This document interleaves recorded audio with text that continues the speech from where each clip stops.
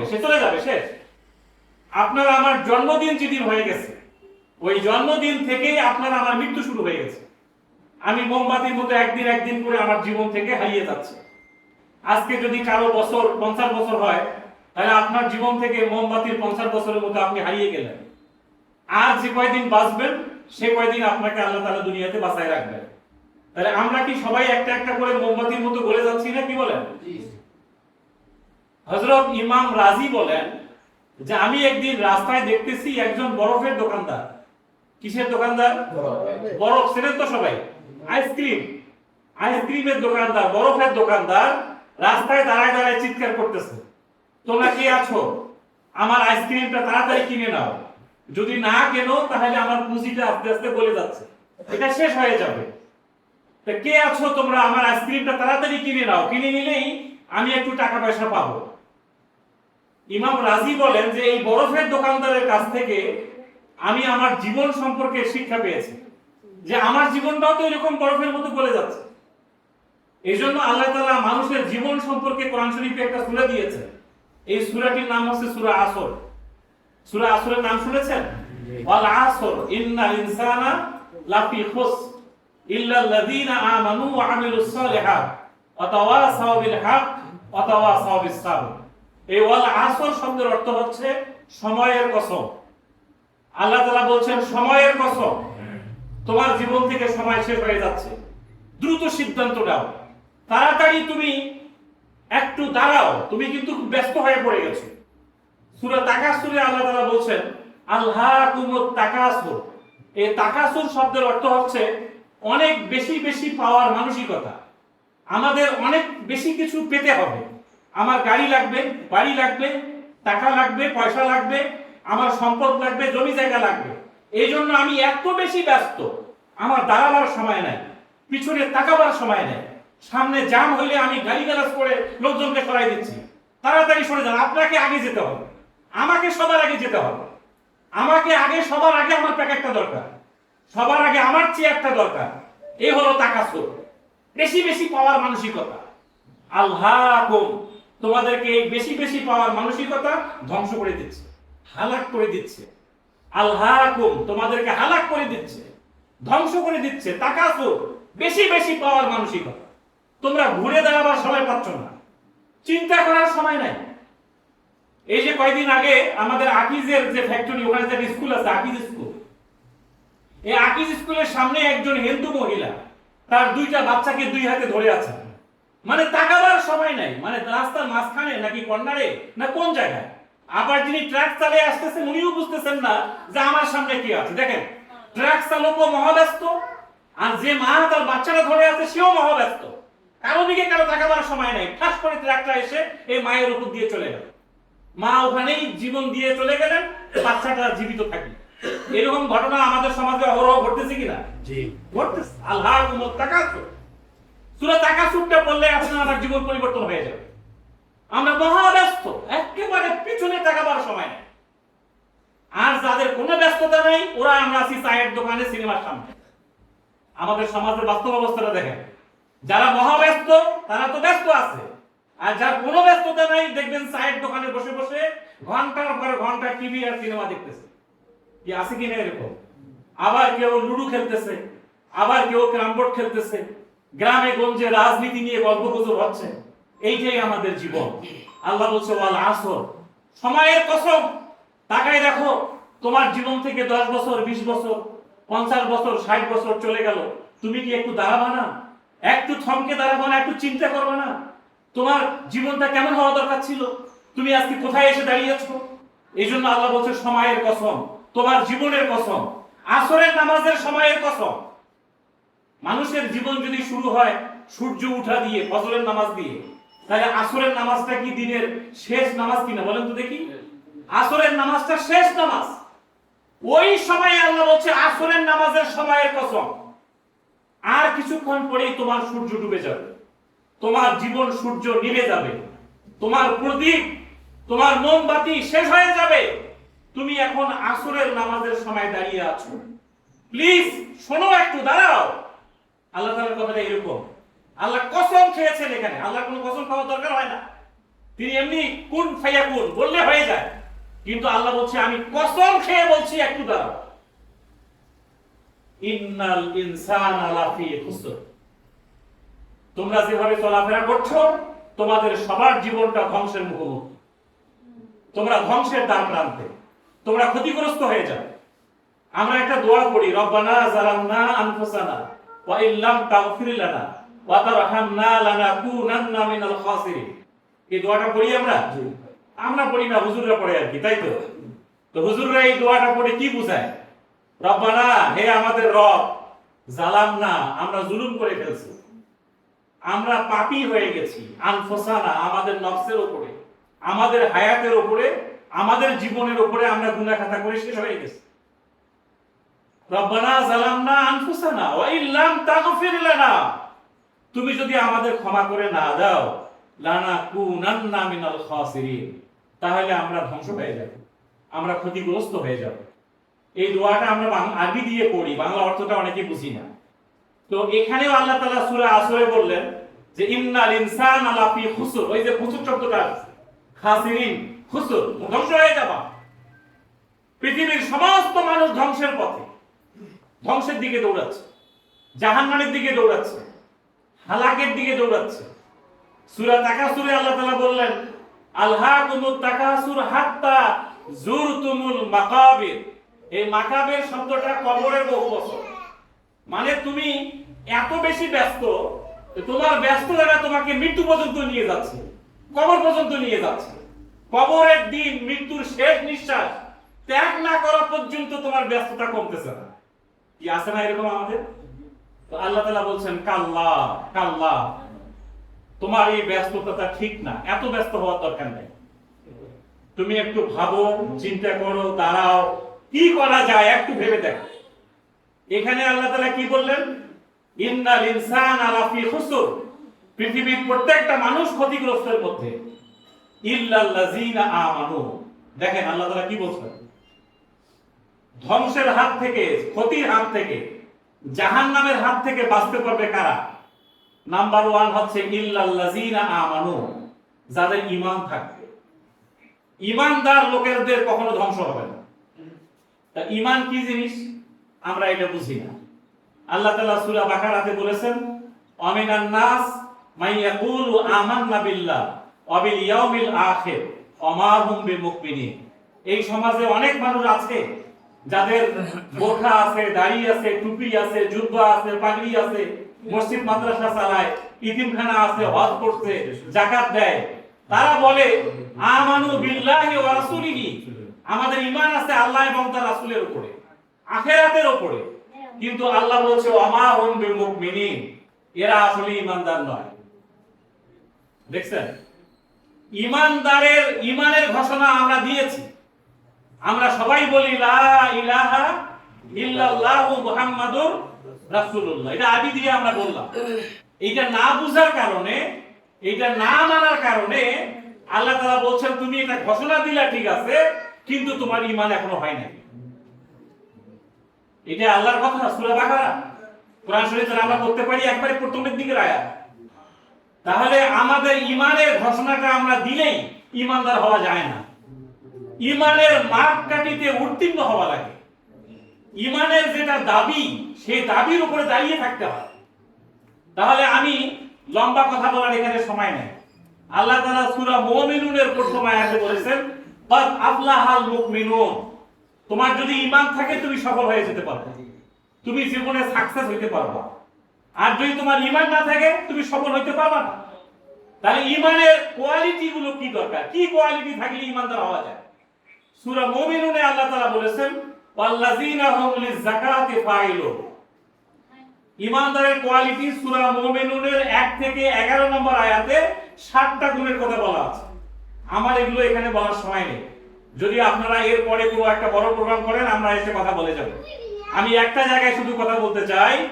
আল্লাহ বলছে ঈমানের মাপকাঠিতে উত্তীর্ণ হওয়ার জন্য একটা গুণ হলো ওয়াল্লাযিনা হুম লিযাকাতি ফাইলুন, যারা অর্থনৈতিক সংস্কারে ভূমিকা রাখে।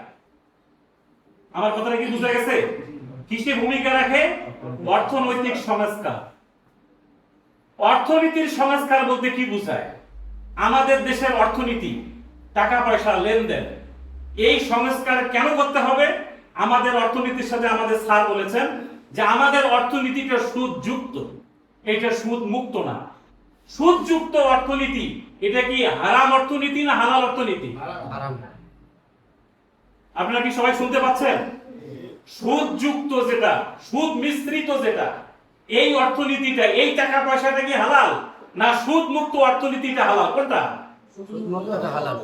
সুদ মুক্ত অর্থনীতিটা হালাল। তাহলে সুদ কি জিনিস এটা আমাদেরকে জানতে হবে। আমাদের লেনদেনে কোনটা সুদ হইতেছে আর কোনটা সুদ হইতেছে না আমরা বুঝতেছি না। আমাদেরকে আলেম ওলামাও এটা বুঝাচ্ছে না, আমাদেরকে স্কুল কলেজ মাদ্রাসায়ও এটা বোঝানো হচ্ছে না। আর এই লেখাপড়াটা আমাদের সমাজে নাই।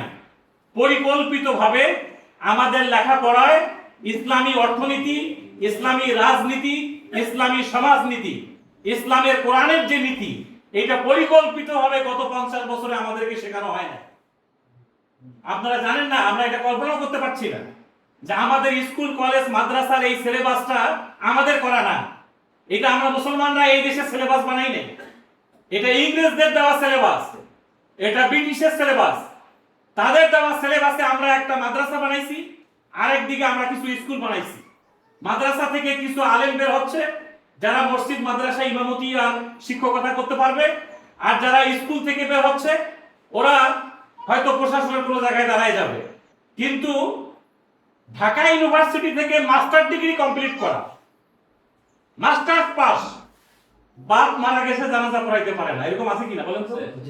কি আছে কিনা আমাদের সমাজে? আছে। আমি কেন এই সন্তান মানুষ করলাম?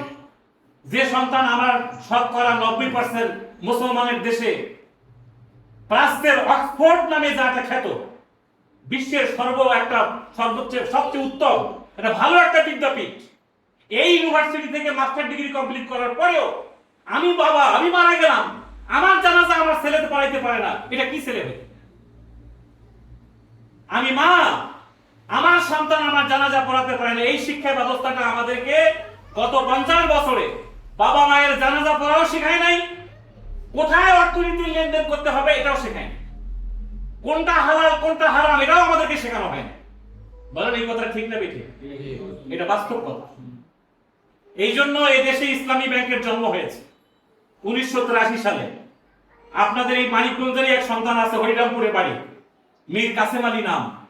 তাকে অন্যায়ভাবে ফাঁসির রশিতে ঝুলিয়ে মারা হয়েছে। তিনি হরিরামপুরের মাটিতে শুয়ে আছেন। কেন তিনি জীবন দিলেন? এই দেশে এই কারণে তিনি ইসলামী ব্যাংক নামে একটা প্রতিষ্ঠান করেছেন। এই ইসলামী ব্যাংকের পেছনে তার অবদান আছে। সম্মানিত ভাইরা, ইসলামী ব্যাংক এটা শুধু নাম করা কোনো ব্যাংক না, এটার পিছনে অনেক ইতিহাস আছে, অনেক রক্ত আছে, অনেক জীবন আছে। এই ইসলামী ব্যাংক এদেশের মানুষকে সুদের হাত থেকে বাঁচানোর জন্যই জন্ম হয়েছে। আল্লাহ তাআলা কোরআন শরীফে সূরা বাকারার 275 নম্বর আয়াতে বলেছেন, আল্লাযীনা ইয়াকুলুনা রিবা, যারা সমাজে সুদের সঙ্গে জড়িত, লা ইয়াকুমুন, কিয়ামতের মাঠে তারা দাঁড়াতেই পারবে না, দাঁড়াতেই পারবে না, ইল্লা কামা ইয়াকুমুল লাযী ইয়াতাখাব্বাতুহু শাইতানু মিনাল মাস, শয়তান, জিন, ভূত কোন মানুষের উপরে ভর করলে যেমন এলোমেলো হয়ে দাঁড়ায়, কিয়ামতের মাঠে সুদখোররা এলোমেলো ভাবে দাঁড়াবে। তাকে জিজ্ঞাসা করা হবে, তুমি এরকম দাঁড়িয়ে আছো কেন? সে বলবে, আমি দুনিয়ার জীবনে মনে করতাম সুদ আর মুনাফা একই জিনিস, ইসলামী ব্যাংক সোজায় খায় না ঘুরায় খায়, এইটা আমি মনে করতাম। এরকম মনে করার লোক এই সমাজে আছে কিনা? কি বলে যে সুদ যেরকম মুনাফা একই রকম, ওই একই তো, সব ব্যাংক তো একই, ইসলামী ব্যাংক ওই সোজায় খায় না ঘুরায় খায়, এরকম কথা বলার লোক এই সমাজে আছে কিনা? অনেক আছে। আল্লাহ বলছে কিয়ামতের মাঠে এই মানসিকতার জন্যই সে জাহান্নামে যাবে। সূরা বাকারা 275 নম্বর আয়াত। আল্লাহ তাআলা বলছেন, আমি সুদকে হারাম করেছি, হারাম, আমি ব্যবসাকে করেছি হালাল। ইসলামী ব্যাংক এই আয়াতটা থেকেই এই ব্যাংকের জন্ম হয়েছে। আপনারা দেখবেন আমাদের সাইনবোর্ডে লেখা আছে ইসলামী শরিয়া মোতাবেক পরিচালিত, লেখা আছে না এটা? আপনারা দেখবেন আমাদের গেটের মধ্যে লেখা আছে আল্লাহ সুদকে হারাম করেছেন, আল্লাহ ব্যবসাকে হালাল করেছেন, সুদকে হারাম করেছেন। এই জায়গা থেকে ইসলামী ব্যাংকের জন্ম। তাহলে এই যে আমাদেরকে ইমানের মাপকাঠিতে উত্তীর্ণ হওয়া লাগবে আল্লাহর জান্নাত পেতে চাইলে, দুনিয়ায় ভালো মানুষ হতে চাইলে। তাহলে আমাদের অর্থনৈতিক সংস্কার করার দরকার আছে কিনা বলেন? এই দেশের অর্থনীতিটা ছিল সুদ ভিত্তিক। বাংলাদেশে সুদ ছাড়া কোনো ব্যাংক ছিল না, বাংলাদেশে সুদ ছাড়া কোনো এনজিও নাই। এই সুদের হাত থেকে বাঁচার জন্যই আমরা ইসলামী ব্যাংক বানিয়েছি। রাসূলের আরেকটা হাদিস, সুদের 70 প্রকারের গুনাহ। কত প্রকারের গুনাহ ভাই? বলেন কত প্রকার? 70 প্রকার। এর ছোট্ট গুনাহটা হচ্ছে নিজের মায়ের সাথে ব্যভিচার করা। নাউজুবিল্লাহ বলবেন। নাউজুবিল্লাহ। আমাদের এই সমাজে, এই গ্রামে একজন পতিতা মারা গেলে আমরা তার জানাজায় যাই না। কেন? সে পতিতা ছিল। কিন্তু একজন সন্তান যদি তার মাকে বিয়ে করে, আপনারা কি তার জানাজায় যাবেন? এটা কি আপনারা তাকে মেনে নেবেন? এই গ্রামের মানুষ মেনে নেবে? আল্লাহ রাসূল আরেকটা হাদিসে বলেছেন, একবার মাকে বিয়ে করা না, একটি সন্তান তার মায়ের সাথে 36 বার ব্যভিচার করলে যা গুনাহ হবে, সুদ 1 টাকা যদি আপনার টাকার মধ্যে 1 টাকা সুদ ঢোকে, ওই পরিমাণ গুনাহ আপনার আমলনামায় লেখা হবে। নাউজুবিল্লাহ করলে কি কষ্ট হবে আমাদের? আমরা আল্লাহর কাছে পানা চাই। নাউজুবিল্লাহর অর্থ কি? যে আল্লাহ তুমি আমাদেরকে ক্ষমা করো, আমরা তোমার কাছে ফিরে আসলাম, আমরা আর ওইদিকে থাকবো না। এই সুদের একজন পতিতা, তার ব্যবসায়িক জীবনে এতবার ব্যবহার হয় না। একজন সুদখোর, সুদ খাওয়ার কারণে যত বেশি গুনাহ তার আমলনামায় লেখা হয়, একজন পতিতার আমলনামায় এত বেশি গুনাহ নাই, যত বেশি গুনাহ একজন সুদখোরের আমলনামায় লেখা আছে। এটা মারাত্মক একটা ভয়াবহ গুনাহের কাজ হলো সুদ খাওয়া। আল্লাহ রাসূল শুধু সুদ খাওয়ার কথা বলেন নাই, সুদ যিনি দিবেন এটা একটা পক্ষ, সুদ যিনি খাবেন এটা একটা পক্ষ, সুদের যিনি লেখক হবেন এটা একটা পক্ষ, সুদের যিনি সাক্ষী হবেন এটা একটা পক্ষ। এই 4 প্রকারের লোকেই জাহান্নামে যাবে, আল্লাহর নবী বলেছেন। এখন আমি হজ করেছি, আমি যাকাত দেই, আমার ইতিমখানা আছে, আমি মসজিদের ইমাম, আমি সুদ খাই, আমার কি সুদ খাওয়ার কারণে আল্লাহ কোথায় দিবেন? জান্নাতে না জাহান্নামে? জাহান্নামে দিবেন। আপনার আমার মৃত্যুর পরে আমার সন্তান যদি পৃথিবীর সমস্ত আলেম ওলামাকে ডাকেন, একেবারে সৌদি আরবের কাবা শরীফের ইমামকেও ডাকেন, ডেকে 8-10টা গরু জবাই করে খাওয়াই দেন, আর তিনি যদি হাত তুলে দোয়া করতে থাকেন, আর আমি সুদ খেয়েছি, এই গুনাহ কি হুজুর মাফ করে দিতে পারবে? পৃথিবীর কোন পীর সাহেব মাফ করাইতে পারবে না, কোন ইমাম হুজুর আপনাকে পার করাইতে পারবে না, এমনকি ইমাম সাহেব নিজেও পার হইতে পারবে না যদি তার জীবনে সুদ থাকে। এখন আসেন, সুদ ইসলামী ব্যাংক কিভাবে খায় না? ওই যে এক ভাই প্রশ্ন করছে, আমি এই কথাটা বলি আমার কথা শেষ করছি। আপনারা আমাদের নবীর নাম কি বলেন তো? মুহাম্মদ রাসূলুল্লাহ সাল্লাল্লাহু আলাইহি সাল্লাম। তার স্ত্রী হচ্ছেন খাদিজাতুল কুবরা, প্রথম স্ত্রী। এই খাদিজাতুল কুবরা আমাদের মা, উম্মাহাতুল মুমিনিন বলে থাকে, তিনি সকল উম্মতের মা। খাদিজা বিয়ের আগে তার কাছে ফান্ড ছিল, টাকা ছিল, তিনি এই টাকাটা কোথায় রাখবেন, কাকে দিবেন, কাকে দিলে ব্যবসা হবে বুঝতে পারছিলেন না। তিনি একটা আস্থার লোক খুঁজছিলেন। এই আস্থার লোক খুঁজতে খুঁজতে তিনি যাকে পেলেন, তিনি হচ্ছেন মুহাম্মদ রাসূলুল্লাহ সাল্লাল্লাহু আলাইহি সাল্লাম। তাকে পেয়ে বললেন, তোমাকে এই সমাজের লোকজন আল আমিন বলে। আল আমিন মানে কি? বিশ্বস্ত। আস সাদিক বলে। আস সাদিক মানে কি? সত্যবাদী। তা তুমি এই এলাকার আল আমিন আস সাদিক, আমি তোমার কাছে ফান্ড দিলাম, তুমি এই টাকা নিয়ে সিরিয়াতে যাও, বিভিন্ন জায়গায় ব্যবসা করো, যা লাভ হয় দুজনে ভাগ করে দেব, লস হইলে আমি খাদিজা বহন করব। এই সিস্টেমটাকে ইসলামী শরীয়তে মুদারাবা সিস্টেম বলে। শব্দটা কি বললাম বলেন তো? মুদারাবা। মুদারাবা সিস্টেম। এই মুদারাবা সিস্টেমটাই ইসলামী ব্যাংকের টাকা গ্রহণ করার সিস্টেম। আপনারা যে এখানে 500 টাকা ডিপিএস করেন, 1000 টাকা ডিপিএস করেন, এটা করি না আমরা? 500 টাকা ডিপিএস করি, 1000 টাকা ডিপিএস করি, 10000 টাকা ডিপিএস করি, আমরা সেভিংস অ্যাকাউন্ট করি, আমরা 3 মাস মেয়াদি, 1 মাস মেয়াদি, 6 মাস মেয়াদি, 12 মাস মেয়াদি, 36 মাস মেয়াদি আমরা এফডিআর করি, আমরা 8 বছর মেয়াদি এফডিআর করি, 10 বছর মেয়াদি এফডিআর করি। তাহলে আমাদের সেভিংস অ্যাকাউন্ট, আমাদের হজ অ্যাকাউন্ট, আমাদের মোহর অ্যাকাউন্ট, দেনমোহর অ্যাকাউন্ট ইসলামী ব্যাংকের আছে। দেনমোহর নাম শুনেছেন? দেনমোহরের আমাদের সমাজে দেনমোহর কিন্তু দেওয়া হয় না, এখন দেওয়া হচ্ছে না। উল্টা পাশে যৌতুক নেওয়া হচ্ছে, এই কথাটা ঠিক না বেঠিক বলেন? যৌতুক নেওয়াটা কি হালাল না হারাম? হারাম। আর দেনমোহর দেওয়াটা কি? এটা ফরজ। ফরজ। আমরা দেনমোহর দিচ্ছি না। ইসলামী ব্যাংক দেনমোহর আদায়ের জন্য আমাদের পুরুষ ভাইদেরকে বলতেছে যে ভাবির নামে একটা দেনমোহর অ্যাকাউন্ট করে দেন। আপনারা এখনো যারা দেনমোহর পরিশোধ করেন নাই, আর এখানে যারা আপা বোনরা আছেন তাদেরকেও বলবো, যারা দেনমোহর এখনো পান নাই, ইসলামী ব্যাংকে একটা দেনমোহর অ্যাকাউন্ট করেন, করে প্রত্যেক মাসে মাসে 1500 করে জমা দিয়ে দেনমোহরের টাকা শোধ করে দেন। এটা একটা ফরজ কাজ। আপনি এটা করেন নাই মানে এটা অন্যায় করতেছে। এই ইসলামী ব্যাংকে সেভিংস অ্যাকাউন্টের টাকা, ডিপিএস এর টাকা, দেনমোহরের টাকা, 1 মাস, 3 মাস, 6 মাস, 12 মাস, 10 বছর, 8 বছর মেয়াদি এফডিআর টাকা, এই সমস্ত টাকা আমরা নিচ্ছি মুদারাবা সিস্টেমে। এই মুদারাবা সিস্টেমের টাকাটা নিয়ে যেভাবে খাদিজার টাকা মুহাম্মদ সাল্লাল্লাহু আলাইহি ওয়াসাল্লাম নিয়েছিলেন, ওইভাবে আপনার আমার টাকা আমরা ইসলামী ব্যাংক গ্রহণ করতেছি। এটা ইসলামী শরীয়তে মুদারাবা সিস্টেম বলে। এই মুদারাবা সিস্টেমে আপনি আমাকে ফান্ড দিচ্ছেন, আপনাকে বলা হয় সাহিব আল মাল, আপনি টাকার মালিক। খাদিজা ছিল টাকার মালিক, আর মুহাম্মদ সাল্লাল্লাহু আলাইহি ওয়াসাল্লাম হলেন উদ্যোক্তা, টাকাটা ব্যবহারকারী। আমরা ইসলামী ব্যাংক বাংলাদেশের উদ্যোক্তা। আপনার টাকা আমরা গ্রহণ করে এটাকে আমরা আবার ব্যবহার করছি। ব্যবহারটা কিভাবে করি দেখেন, এটা এইটুকু একটু শুনেন। একটা পানির বোতলের দাম কত? একটা পানির বোতলের দাম কত? 15 টাকা না, বা 20 টাকা দাম। এইটা যদি 15 টাকায় কেনা থাকে দোকানদারে, আপনার কাছে 20 টাকায় বিক্রি করে কয় টাকা লাভ করলো? 5 টাকা। এই 5 টাকা দুনিয়ার কেউ সুদ বলবে না। এটাকে সুদ বলা যাবে না। এটা হালাল, এটা মুনাফা, এটা ব্যবসা।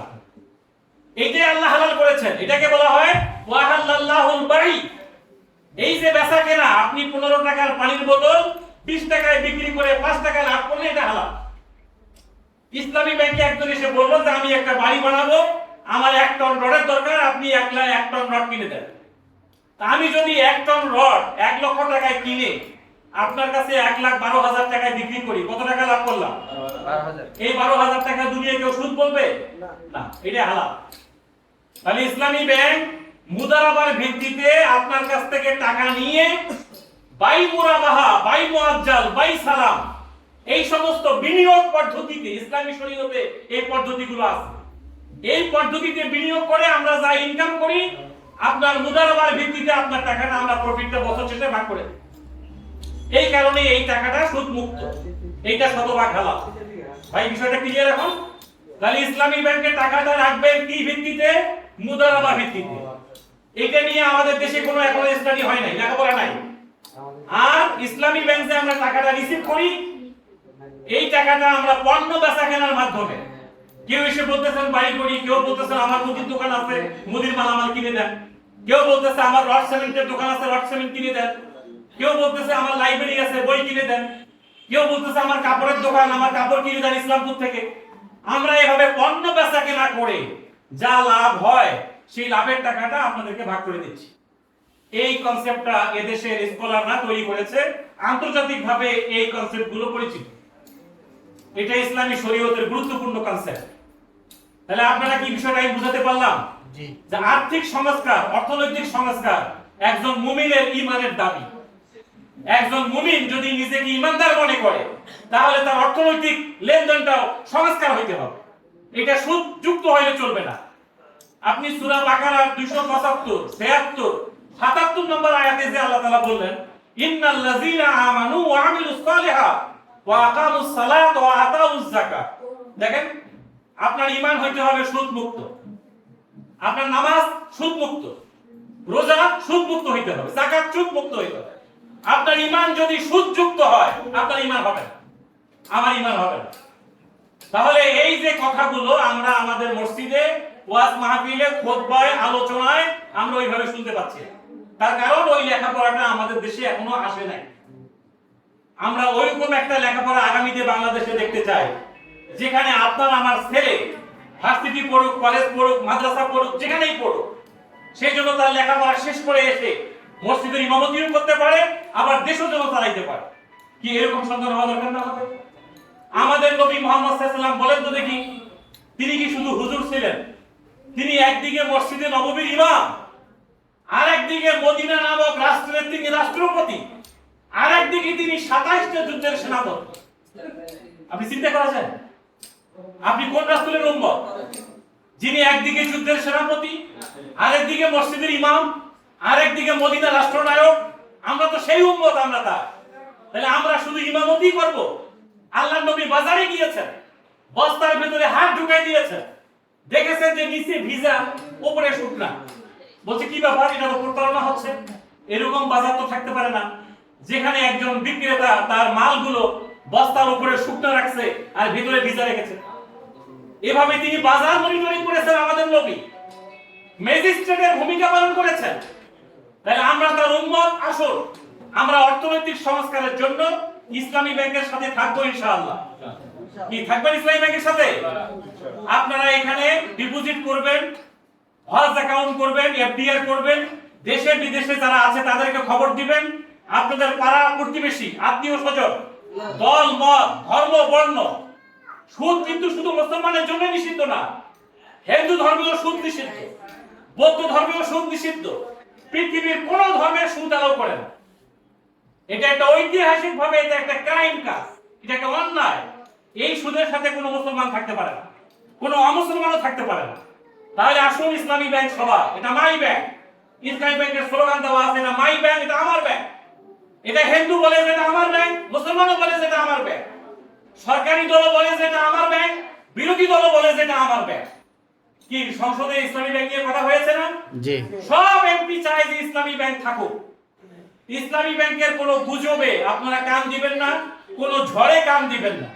যে কোনো সময় ইসলামী ব্যাংক ছিল, আছে, থাকবে ইনশাআল্লাহ। আমরা ইসলামী ব্যাংকের সাথে আছি। আপনাদের এই যে অঞ্চলটা, এই বাজার, এই আশপাশ, সকল এলাকায়, সকল দোকানে, সকল ব্যবসায়ী, আমরা সবাই মিলে একজন মুসলমান হিসাবে ইসলামী ব্যাংকের সঙ্গে থাকতে চাই। ইনশাআল্লাহ বলেন সবাই ইনশাআল্লাহ। আপনারা থাকবেন তো ইনশাআল্লাহ সবাই? জি ইনশাআল্লাহ। আপনাদের মাধ্যমে সবার কাছে এই দাওয়াতটা পৌঁছাই দিবেন যে সুদের গুনাহ হচ্ছে মায়ের সাথে ব্যভিচার করার গুনাহ, এটা সুদের ছোট গুনাহ। এর বড় গুনাহটা হচ্ছে আল্লাহর সঙ্গে যুদ্ধ করা। নাউজুবিল্লাহ, নাউজুবিল্লাহ। এই কাজ আমরা করতে পারবো না, এই কাজ করে আমরা জাহান্নামে যেতে পারবো না। আসুন আমরা এখন থেকে ইসলামী ব্যাংকের সঙ্গেই থাকি। আমাদের স্কুলের এক ভাই এখানে কথা বলেছেন, আমরা স্কুল অ্যাকাউন্টও এখানে করি। স্কুলের বাচ্চাদের জন্য আমাদের স্টুডেন্ট অ্যাকাউন্ট আছে, আপনারা স্টুডেন্ট অ্যাকাউন্ট করবেন, কোনো ফি নাই, কোনো ফি নাই, কোনো চার্জ নাই। একটা স্টুডেন্টের জন্য এটিএম কার্ড ফ্রি, তার সকল লেনদেন ফ্রি। এইভাবে আমরা ছেলে মেয়ে বাচ্চা সবার জন্য, আমি মনে করি এখানে প্রায় 1800 অ্যাকাউন্ট আছে। আগামী 6 মাসের মধ্যে আমরা এখানে আরো 1800-2000 অ্যাকাউন্ট করতে চাই। ঠিক আছে খলিল ভাই? আপনারা সবার কাছে এই মেসেজটা পৌঁছাই দিবেন। সবাইকে ইসলামী ব্যাংকের সঙ্গে থাকার জন্য এই আহ্বান জানিয়ে আমার কথা এখানে শেষ করছি। আসসালামু আলাইকুম ওয়া রাহমাতুল্লাহ।